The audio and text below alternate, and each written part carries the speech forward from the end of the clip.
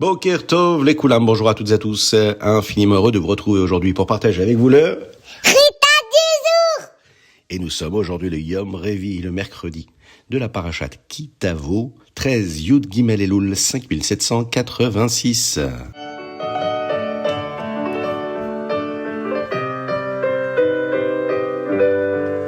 Certains mots dans la Tfila appellent à une vigilance de tous les instants quant à leur prononciation. Il faut bien faire attention à chaque mot afin que le sens du mot ne soit pas perverti en une signification peu recommandable. Dans le Shema Israël, par exemple, plusieurs passages requièrent une telle attention. Par exemple, veillez à ce que l'énonciation étirée du mot Echad, un, ne se confonde pas avec Asher, un autre, par exemple.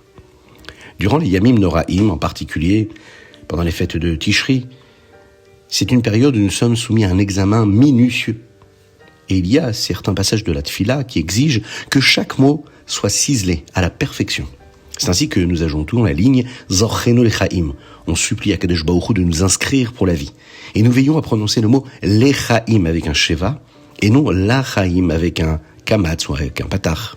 La raison est que Lachaim pourrait ressembler à deux mots. La, plus loin, Chaim. La pourrait vouloir dire l'eau, ce qui pourrait signifier pas pour la vie, Chas v'Shalom. Un autre moment où l'on fait très attention, c'est quand on dit dans le Avinu Malkeinu, Kra roi Gzar dinenu, en demandant à Kadosh Baruch Hu de déchirer les mauvais côtés de notre décret. Nous faisons attention à de ne pas faire de pause entre Ro'a et Gzar. Si l'on fait une pause, on dirait qu'on demande à Kadosh Baruch Hu déchire la mauvaise chose, notre décret. On ne veut pas qu'Hachem déchire notre décret, Chas v'Shalom. Au contraire.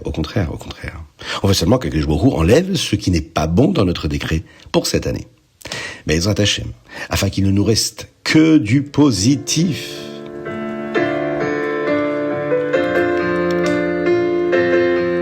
Chumash. Dans le Chumash d'aujourd'hui, Moshe Rabbeinu donne au Ham Israël les consignes pour le jour où ils traverseront le Jourdain, le Yarden, pour entrer en Eretz Israël. Il va pour cela faire appel aux anciens, aux Skenim, qui eux aussi vont dire au Ham Israël qu'il doit faire très attention à garder la Torah, garder les mitzvot en les étudiant, en s'assurant de ne jamais les oublier. Comme c'est très important, le Ham Israël va devoir faire quelque chose qui leur rappellera cette mission importante dès leur arrivée en Eretz Israël. Et en traversant le Jourdain, ils vont prendre 12 pierres de la rivière. Ils emmèneront ces pierres au Har Gerizim et au Har Eval, où les Kohanim, là-bas, rappelleront au Ham Israël ce qui se passe si Chas v'Shalom, on ne garde pas la Torah. Ils bâtiront ici un autel, un misbéach avec ces grosses pierres, en les recouvrant d'une sorte de ciment pour qu'elles tiennent ensemble.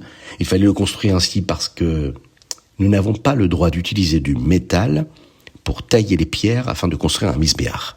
À la place, on assemble les pierres pour qu'elles s'emboîtent l'une avec l'autre. Le texte nous dit également qu'ils écriront les mots de la Torah sur ces pierres, qui étaient traduites en 70 langues.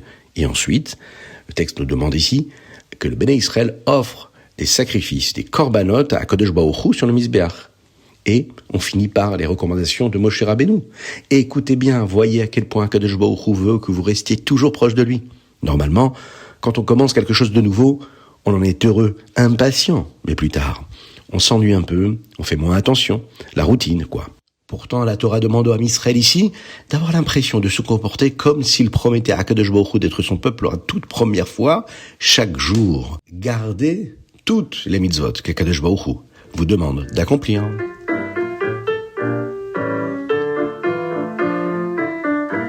Teilim, aujourd'hui nous sommes le Yud Gimel et nous lisons du Lamed Zayin au Lamed Tet. Nous lisons du 69 au 71. Il y a, dans les Télim d'aujourd'hui, un verset qui dit ceci, « Yimalefi teilatecha » que ma bouche soit pleine de tes louanges. La Gemara dit qu'on apprend ici que lorsqu'on prononce une bracha, notre bouche doit être pleine de la bracha. C'est pourquoi on ne doit pas dire une bracha avec de la nourriture dans la bouche. Notre bouche doit être pleine de la bénédiction d'Hachem et pas de nourriture. « Yimalefi teilatecha »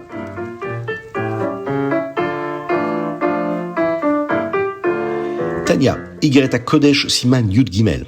Hier, nous avons vu qu'il y a deux types de juifs. Certains qui sont plus sérieux, stricts avec eux-mêmes, et d'autres qui sont un peu plus joyeux, prêts à tout donner dans leur service d'Akadosh Baruch Hu, dans la Avodat Hashem. Et il y a deux exemples pour ces deux types. Il y a Shammai et Hillel. Shammai était généralement très strict, tandis que Hillel trouvait le moyen d'être patient avec les personnes les plus pénibles et était moins strict lorsqu'il tranchait la halacha. Il y a également ici un parallèle avec Yitzhak Avinu et Avraham Avinu. Yitzhak était très strict avec lui-même. Il travaillait toujours pour devenir meilleur et utilisait sa vertu, son trait de caractère de Gvura. Avraham, lui, était bon, chesed, faisait beaucoup d'hospitalité, l'achnasat ochim, même envers des gens qui ne croyaient pas en Dieu. Le Rabbi Shlomo Zalman nous dit que dans la Gdusha, dans la sainteté, ces deux midot, ces deux vertus-là ne sont pas seules. Le chesed contient de la Gvura, et la Gvura contient du chesed. Nous le savons d'ailleurs par le décompte de Sfirat HaOmer, où l'on voit que chaque mida, chaque vertu, contient toutes les autres vertus en elle aussi. Et puisque tout est connecté, nous voyons que parfois, même Hillel était plus strict que Shammai, et parfois Shammai était moins strict que Hillel. Avraham Avinu, dont le travail était la bonté et le chesed, a également su montrer beaucoup de gvura. Par exemple, lorsqu'il a emmené Yitzhak en korban, il lui fallait une forme de rigueur pour faire une chose aussi difficile, d'apporter son fils en sacrifice. Eh bien, c'est la même chose pour l'âme de chaque juif. Tout le monde a les midotes de chesed et de gvura, de bonté et de rigueur. Et il y a un moment pour utiliser chacune d'elles. Alors, si tout le monde a du chesed et de la gvura, pourquoi nous disons qu'il y a une différence et des manières différentes dans la Avodat Hashem? Shammai était généralement strict et le chesed était caché chez lui. Hillel, lui, était généralement bon et la gvura, la rigueur, était cachée chez lui. C'est la même chose pour Avraham Avinu et Yitzhak Avinu. Chacun d'eux avait les deux midot, mais l'une d'elles était habituellement cachée. Donc, chacun de nous avons ces deux midot-là. Notre travail, notre avoda, se fait généralement d'une certaine manière.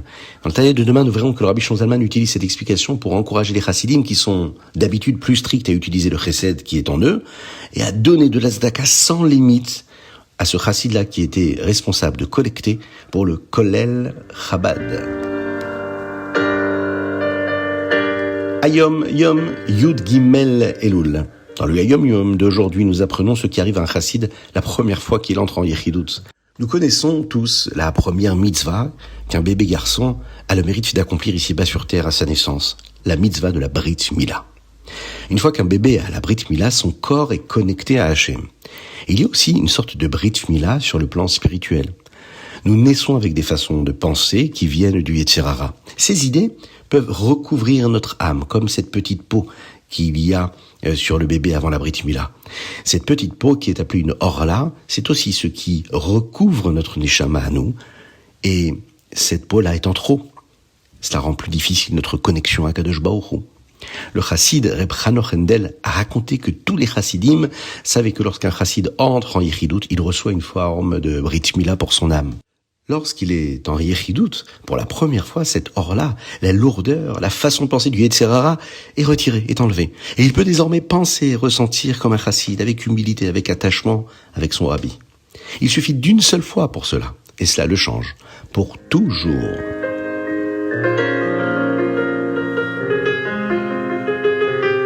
Rambam Ilchot Para Aduma, Pérekret. Aujourd'hui, nous apprenons à apporter l'eau pour la mélanger au centre de la para aduma. Nous n'avons pas le droit de faire une interruption, un sec et de faire autre chose en chemin ou pendant que l'on apporte l'eau. Nous avons le droit de faire des choses nécessaires pour apporter l'eau, comme tracer un chemin pour marcher. Si quelqu'un fait quelque chose qui n'était pas nécessaire pour l'eau avant de le mélanger, alors à ce moment-là, cette eau devient pasoul, invalide et ne peut plus être utilisée. Pérek tête. Dans ce chapitre, nous apprenons comment mélanger l'eau avec les cendres.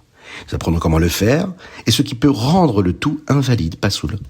Et enfin, dernier chapitre, aujourd'hui dans le Pérekut, le Rambam nous enseigne comment utiliser l'eau de la para aduma, ce que nous appelons la haza'a, l'aspersion, comment nous l'aspergeons et comment et qui a le droit de l'asperger. Nous apprenons qu'une seule personne peut asperger même des centaines de personnes, et tant que chacun reçoit une goutte d'eau aspergée, elles sont toutes considérées comme pures. Et voilà, c'était le Chitat du jour. Je vous invite à le partager avec le plus grand nombre afin que nous soyons encore et toujours plus à étudier le Chitat. Faites-le, envoyez-nous vos dédicaces, chitat.fr, hitat.fr. Vous pouvez également nous envoyer un petit message avec votre dédicace, votre soutien, par WhatsApp, plus 33 6 21 37 24 52. Soyez bénis à l'infini dans tous les domaines matériels et spirituels. Nous avons étudié aujourd'hui les Ilui Nishmat, Avraham Nissim Ben Sultana. À très bientôt.